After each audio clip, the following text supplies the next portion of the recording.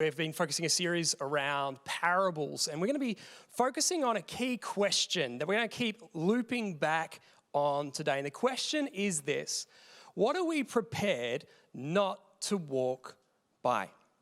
I remember it was a Thursday night around 15 years ago, and I was heading out for a run, which I normally would do late at night. For some reason, in my late teens and early 20s, seemed to like running at 9 o'clock at night. And I was heading out and pretty much got all my gear ready, put on my full-length skins, which is pretty much aerodynamic leggings, really, let's be honest, and probably not a sight that everyone wants to see me in today. So I decided not to wear them as an illustration, but my skinny jeans are pretty close. And so I'd head out on my run, I'd have my long t-shirt, I'd have my headphones on, and I'd set out on a 15-kilometre route, which had a variety of flats and hills. And one of the things that I wanted to do when I ran was I always wanted to beat my time from the previous one. I didn't like coming up a little bit short, so I wanted to get a personal best. And I remember heading out on this particular day and heading to the final kilometre, because that was the place that I wanted to wreck myself. And on the last kilometre, it pretty much went downhill for about 400 metres and then climbed for about 600 metres to finish. And so this particular day, I'm charging down the hill, like getting good pace, good momentum. I've got the track pumping in my ear so that everything is charged up so that I can hit the last 600 with everything that I've got. Come to that point where the hill starts to raise and I start sprinting as hard as I can. As I'm sprinting up this hill, I'm about 150 metres away from my visual finish line that I'd set for myself.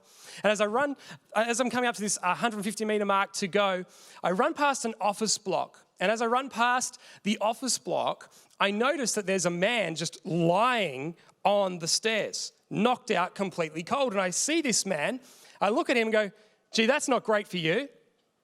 I've got a personal best to achieve. And I just keep running beyond this guy. Finish up, change the track to be more reflective, to bring everything down, start walking down the street that I live. But as I'm walking down, I kind of start thinking about that guy that I ran past. I started to think about, like, is he all right? So I thought, look, I probably should have stopped. But so I jogged back down to where he is. And I channeled my inner first aid and did my Dr. ABCD, approached the man at a distance. And I asked, can you hear me? And he grunts. Ugh. I said, excuse me, sir. Like, are you okay? Can you hear me? He yells out, go away. I was like, okay. I said, you don't look like you're in like a great state. Is there anything I can do to help? And he starts growling at me like a dog. And I was thinking to myself, okay, all right. There's obviously something going on here that's a bit bigger. But I wasn't content to just, leave him there. So I decided, I knew the police station was just up the road, didn't have my phone on me, just had my iPod Nano. Now there's a throwback. And so I just jog up to the police station and I stand in the waiting room at 10:30 at night in my full-length skins, waiting. I bet they were just on the other side because they took a real long time to come. Just check out this guy. Look at those legs, so defined. Eventually they come out. Comes out and I said, look, there's a guy just down the road. He doesn't look like he's in great shape. Gave a bit of a description. The officer responded to me and goes, we know who he is. He makes some pretty interesting life choices and that's his go-to spot after making some interesting life choices. So he goes, just let him go. It's all good. And he just leaves the desk and goes out the back. I walk out of the police station and I remember thinking to myself, I'm not really satisfied with that response. So I was like, I'm going to go back and check on this guy. So I jog back down the hill. But this time the guy's gone. And I thought, well, obviously he couldn't have got that far away. I wasn't gone that long. So I start jogging around the streets looking for the guy so that I could provide some help and need to his situation. But in the end, I couldn't find him. And as I look back at this experience, I ran past this guy because I was actually more focused on myself, more focused on what I wanted to do, more focused on what I wanted to achieve, that I didn't want to be interrupted in the process. And you know what? I'm sure I'm not the last person. I'm definitely not the first person that has walked past or run past the need of another person. You know, when it comes to passing by the needs of others, it's not just the obvious things that we see maybe on the street or the things that we see online or the things that come up in the news. Sometimes we walk past the things that are not as obvious. You know, like that person at school or work that just doesn't seem to be themselves today. Or maybe that friend that seems to be relationally withdrawing right now. Which leads me to this question. Why do we walk past what we see and notice? I think we walk past because it's an unwanted interruption to our day. You know, we can easily have our eyes set on ourselves, on what we want to do, what we want to achieve, and we don't want anyone or anything to get in the way of that. I think another reason why we walk past is because it challenges our convenience. You know, usually when we come face to face with a need, it can challenge us. It can challenge us to be someone if we do something about it. Because if we stop and do something to help in a situation, there's a cost involved. That cost could be financial. That cost could be in our time. It could be in our energy. And so because it costs us, it challenges our convenience mindset. You know, sometimes we walk past the needs that we see because we actually don't know what to do. We're not actually sure how we could help or how that situation could be different. We could feel like we lack the tools, the resources, the skills to actually provide what is needed. So let's loop back to today's key question. What are we prepared not to walk by? As we continue this series called The Parables, we're going to look at a story that Jesus talks about in Luke chapter 10. Pretty much, as part of this story, Jesus talks about two guys that observe a need, encounter a need, and actually don't do anything about it. They actually move away from the situation. But also in this story that Jesus talks about, he talks about one person who was prepared to stop, who was prepared to do something about what they had seen and noticed. And Jesus tells this conversation in Luke 10, Jesus tells this story because in Luke 10, he's having a conversation with a lawyer who's trying to have a theological conversation with him. But Jesus turns it on its head, not to be about theology, but to be about how we treat people in real life. And because today's an all-in service, the kids are with us, we thought we would tell the story a little bit differently today. So you can follow along in Luke 10, 25 to 35, or you can watch this animation on your screens now. Let's check it out. Stories of the Bible. The Good Samaritan.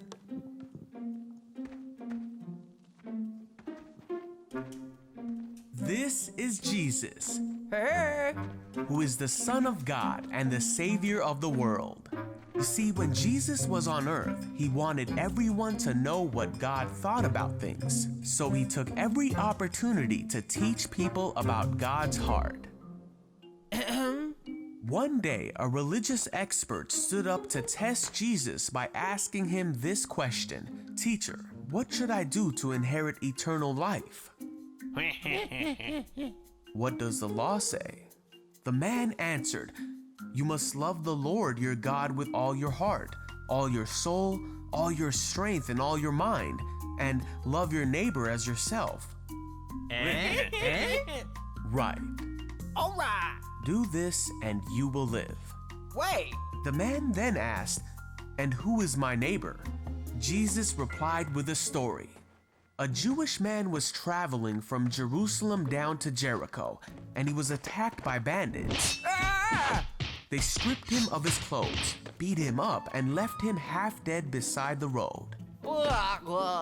By chance, a priest came along. But when he saw the man lying there, Yuck. he crossed to the other side of the road and passed him by. La la la la la la la la la la la la. Whoa! Another man who worked in the temple, who was called a Levite, walked over and looked at him lying there. Please help. Huh? But he also passed by on the other side. Then a Samaritan came along. Samaritans were hated by Jews. They were seen as lesser people, and Jews would not interact with them. But when the Samaritan saw the man, he felt compassion for him. Going over to him, the Samaritan soothed his wounds with olive oil and wine and bandaged them. Then he put the man on his donkey and took him to an inn, where he took care of him. One room, please.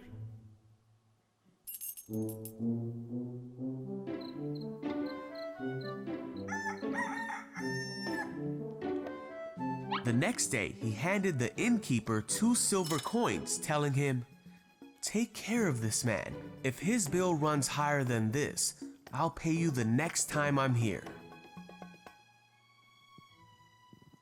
Now, which of these 3 would you say was a neighbor to the man who was attacked by bandits? The man replied, "The one who showed him mercy." Then Jesus said, "Yes, now go and do the same."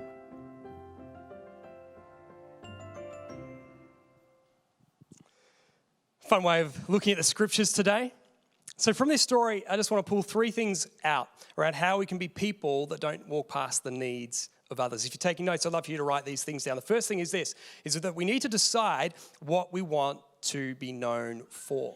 Let's zoom out for just a moment and zoom out on our lives. When people look at how we live, look at what we say and what we do, what would people say about us? Because here's what I know. We are all known for something. And in this story, the priest and the Levite are known for something. They're known as for 2 people that saw a beaten and bruised man and did nothing about it. They didn't even provide care or need. Matter of fact, their immediate response was to move out of the situation, to remove themselves from the context.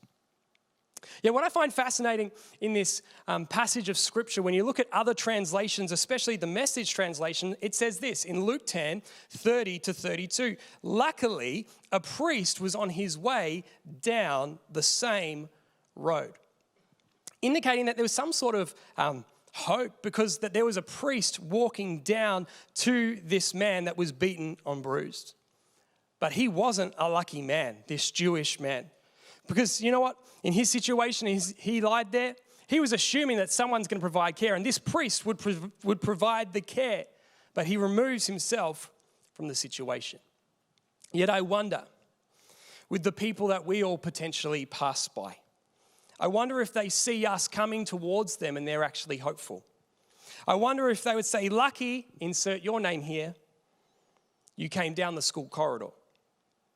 Lucky, insert your name, stepped into that lecture hall. Lucky, insert your name here, stepped into that work conference meeting. Lucky, insert your name, was walking through Rundle Mall. Lucky, insert your name, was at the shops at TTP."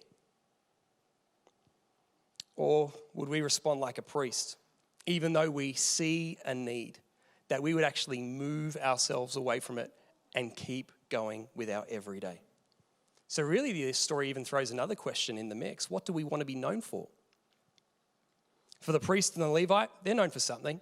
In society, they're known for people of religion. They were known for doing the right thing. But fast forward 2,000 years' time, we don't remember them for that at all. We remember them as the 2 people that weren't prepared to stop, that weren't prepared to do something about what was in front of them. And here's what I know, your reputation sticks with you.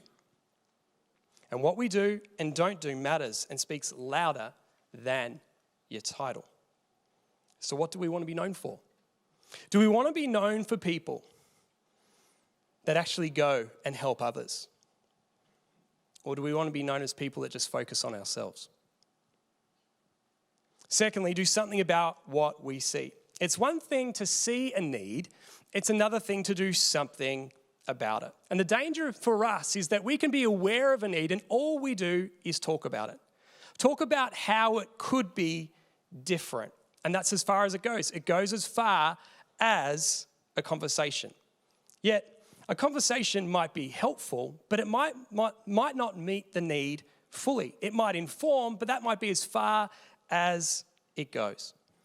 In Luke chapter 10, we see a Samaritan who didn't just talk about meeting a need. He didn't text a friend. He didn't ask around going, what do you think I should do? Didn't put a poll on social media around yes or no, should I help this person? No, he moved towards the person straight away. Luke 10, 33 to 35 in the Message translation says this, a Samaritan traveling the road came on him. When he saw the man's condition, he went out to him.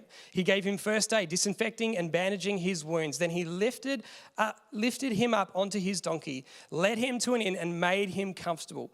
In the morning, he took 2 silver coins and gave them to the innkeeper, saying, take good care of him, and if it costs any more, put it on my bill and I'll pay you back.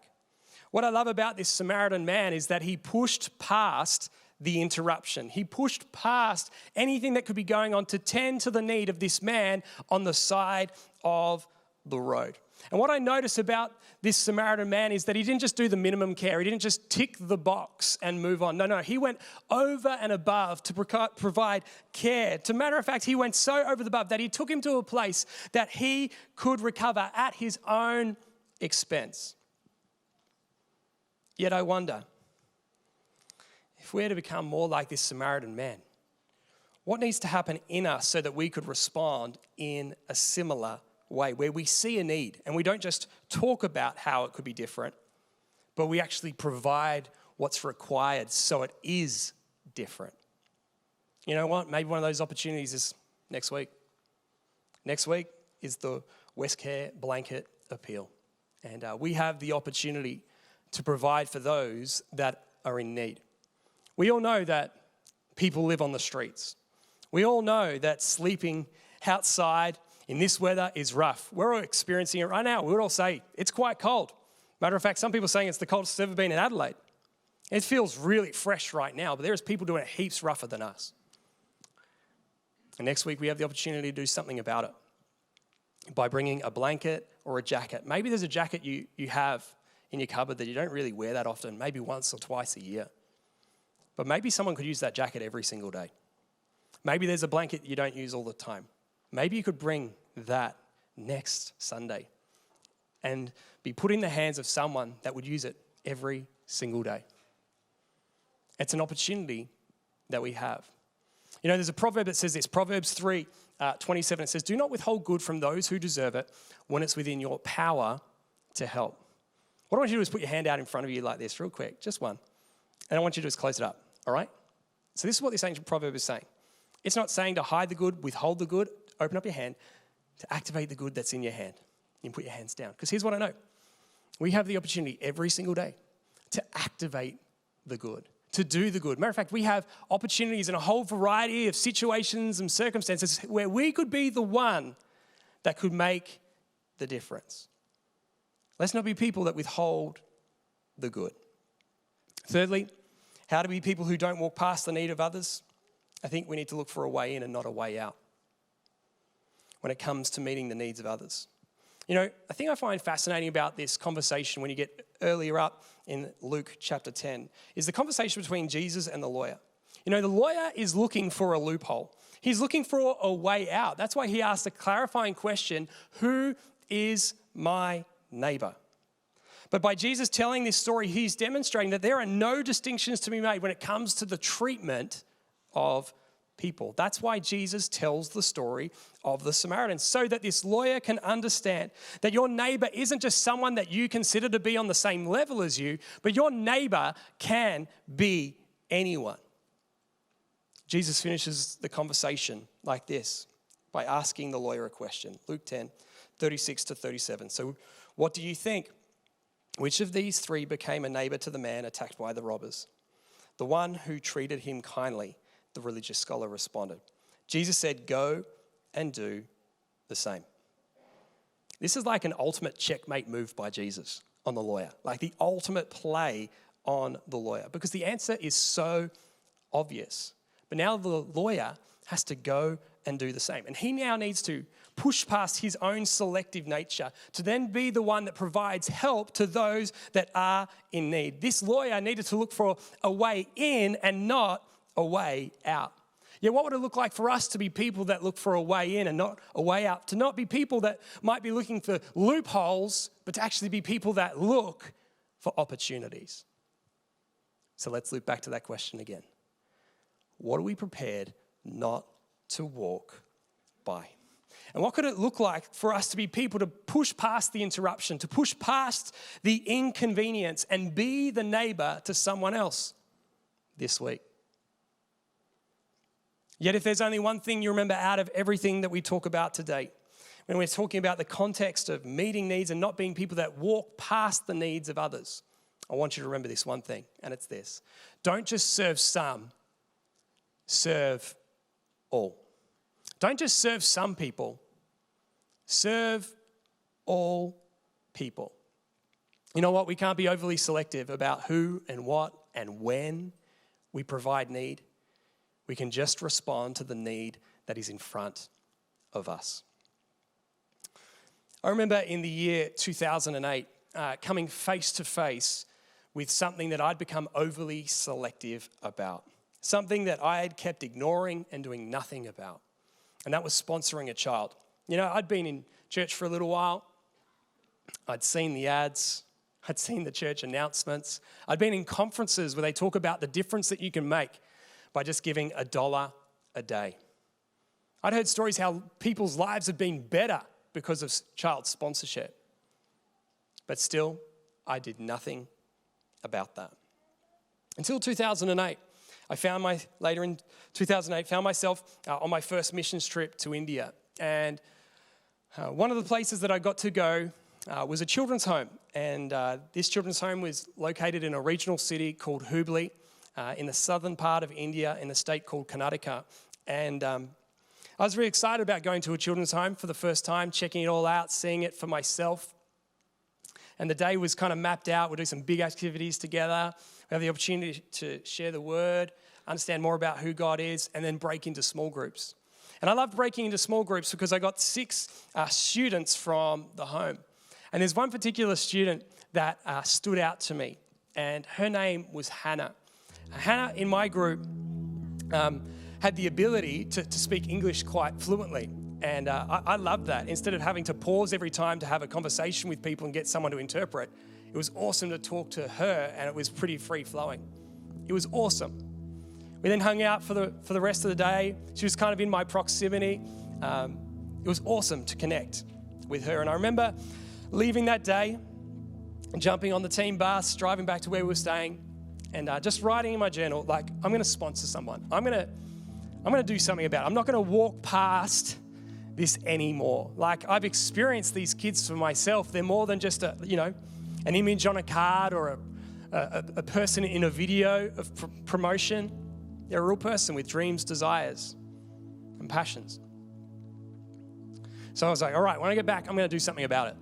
Get back, go to the office of the organization we traveled with, and came in and said, I want to sponsor a child today. And I said, I really love the Hubli home. Is there anyone there? She said, there's 15 kids that need sponsorship today. I was like, all right. Can I see who they are? I start flicking through the cards and start recognizing all these kids that I'd hung out with, played with for a day. And then I pull out Hannah's card. And I remember going, all right, this is the one. Like, I'm sponsoring her. And I remember them putting in my details, and they said, oh, we've got a system error. I said, what does that mean? They're like, it means someone's just sponsored her online. I was like, so you're telling me, like, I've lost the race to sponsor Hannah? She goes, yeah. Oh, man. They're like, but we have more. And I just sat there. I couldn't decide. I was so flat. You kind of have your heart set on something. You're like, I'm going to need a bit more time. So I took some cards with me, and I didn't go back. I found a reason and an excuse not to. I just got busy, got caught up doing other stuff. Fast forward time, 6 months, I'm back in India again. And end up going to Hubli again. We're on a cricket tour this time. And the children's home come to us. They hang out with us after the game. We break into small groups, and I get Hannah again in my group. I'm thinking to myself, all right, like, you're like an incredible human being. Like, I love being able to like know you more and more. But as part of this conversation this day, I just started to ask people their stories. Tell me about your family. Tell me how did you get here? Hannah tells me her story about how her sister's just recently been picked up in the home. And then she interprets for everyone else in my circle. And I found that like a really overwhelming experience. High five everyone on the way out. Get back in the team bus, and I'm just like talking to myself, I really got to do this sponsoring thing. Like, I've been here twice now in less than a year. Like, I really got to do something about it. And there was lots of things in my conversation with Hannah that really challenged who I am and how I lived. And I came back and I shared that with our church community. I shared that with friends. And I remember being in a group of friends just talking about the trip.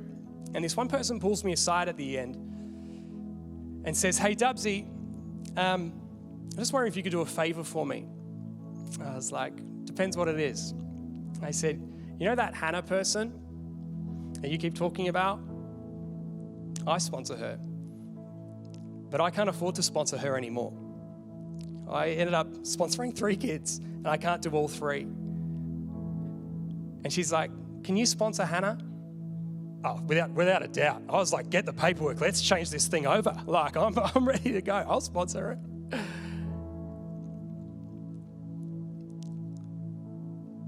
And you know what? Continue to sponsor her for the next 5 or 6 years. Matter of fact, we've got a picture from the last trip. I'm not looking at it because I'll probably cry. So,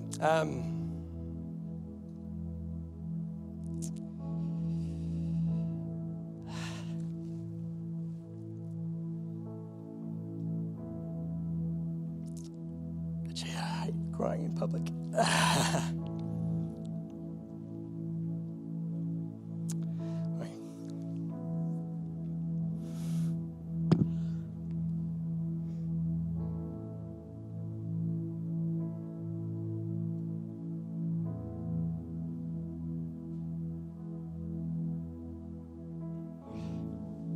I knew it was a risk putting this story in.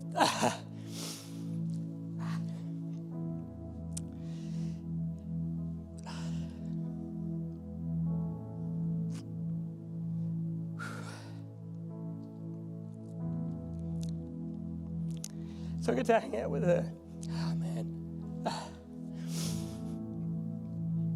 Maybe the next service we'll just do a video replay of this whole talk. Sounds like a good deal.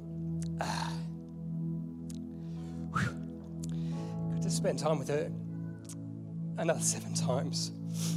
And I never take those times for granted. She was a gift to our family and to my life. And I remember one trip being there, and I said, "So what happens when she finishes school?" I said, "Oh, she has to leave." I said, "What do you mean?" They're like, "That's the end of the program." I said, "And then what?" And they're like, "Well, she just has to fend for herself." I said, "That's crazy."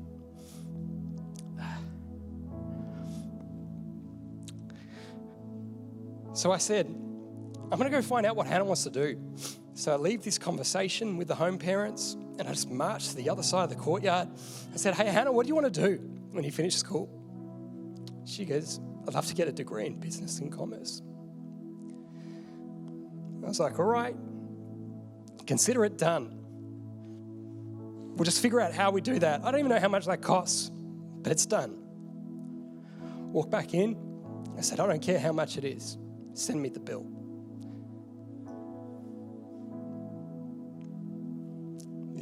The organisation never done that before,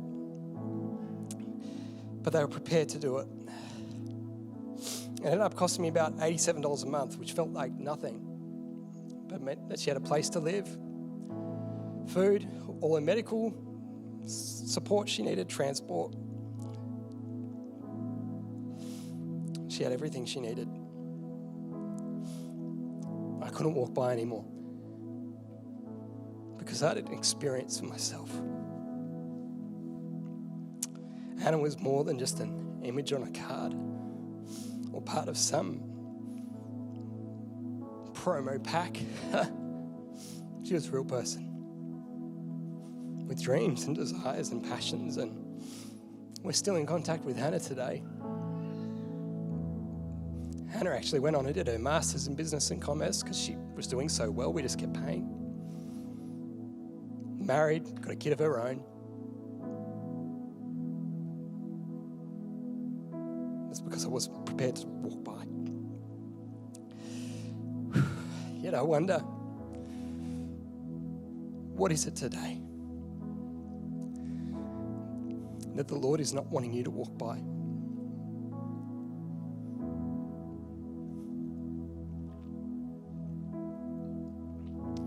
What is it he wants to speak to you about? Is it about a particular person? Is it about a particular people group? Is it about someone you know directly that you feel that's doing life lonely? Maybe it's coming alongside someone who's mistreated, abused, or bullied. Or being a voice for the voiceless. Maybe here in Adelaide or the nations of the world.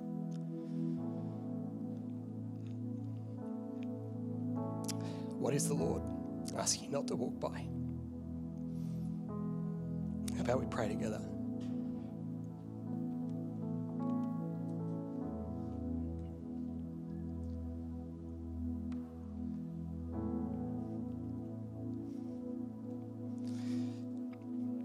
Lord Jesus, I just thank you for what you're doing in this space.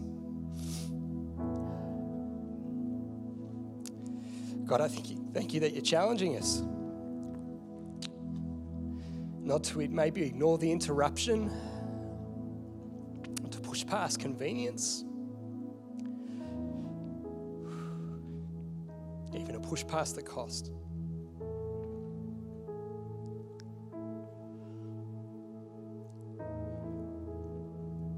I invite you just to just keep your eyes closed. We invite the team just to sing over us and maybe to reflect on, have we ignored the interruption? Have we been too focused on ourselves? Too caught up in what we do to stop?